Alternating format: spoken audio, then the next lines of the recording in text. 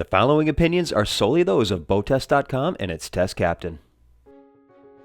Hi, Captain Steve for BoatTEST.com, and today we're going to conduct a sea trial of the latest launch from Grady-White's Freedom series, the Freedom 325.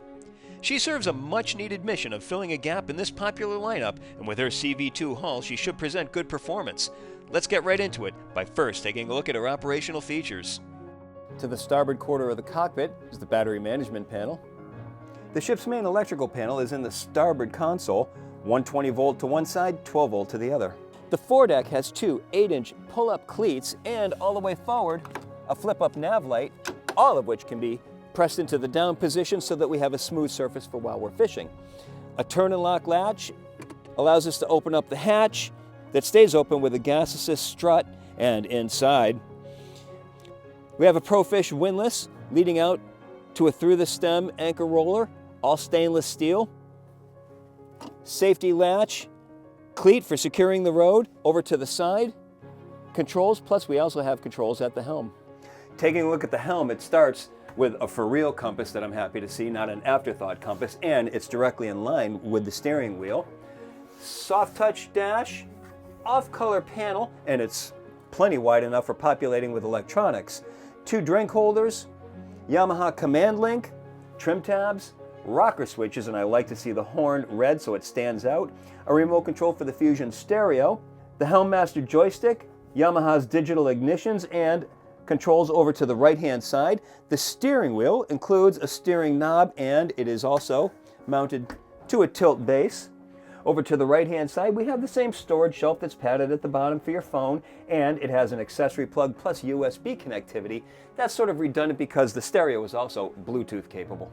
The seat, of course, has the same comfort level that we've now come to expect, and it includes dual flip-up bolsters, plus it's electrically adjustable fore and aft.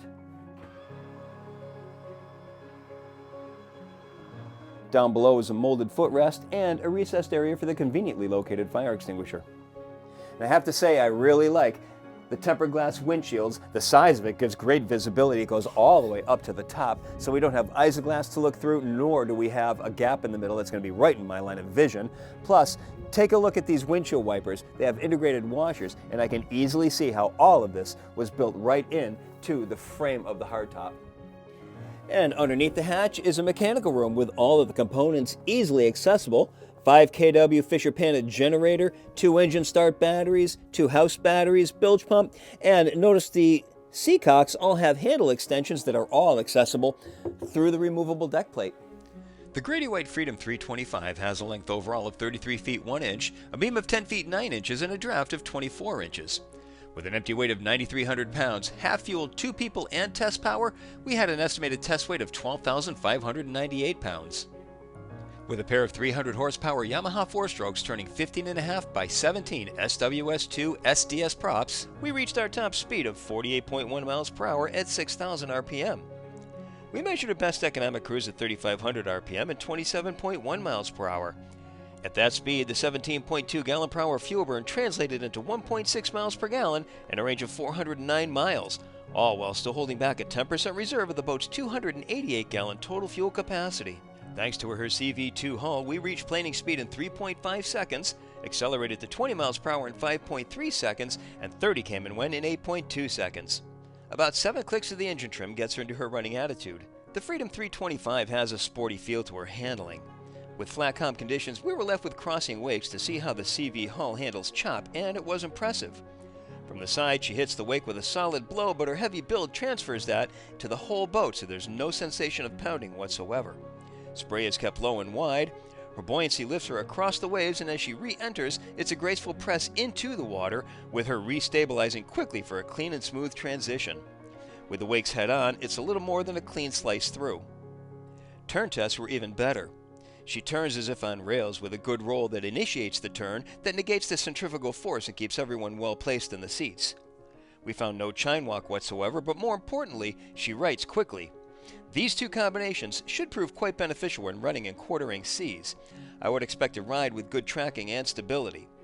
With her high freeboard, she's also ideally suited for long offshore runs.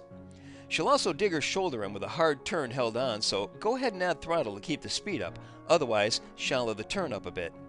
With 6.5 turns from lock to lock, she remains steady and stable, regardless of how heavy-handed a test captain tries to get with her. When it came time to return to the dock, the Helmmaster joystick took all the workload out of this task and left us with an easily maneuvered boat that only took gentle pulses on the stick to provide precision handling around the dock. Well, it's clear to me that we've got a great looking boat that's able to do so much and includes the quality handling that we've come to appreciate from the brand, all rolled in to the Freedom 325 from Grady-White. And that's my full performance evaluation. For BoatTEST.com, I'm Captain Steve. We'll see you on the water.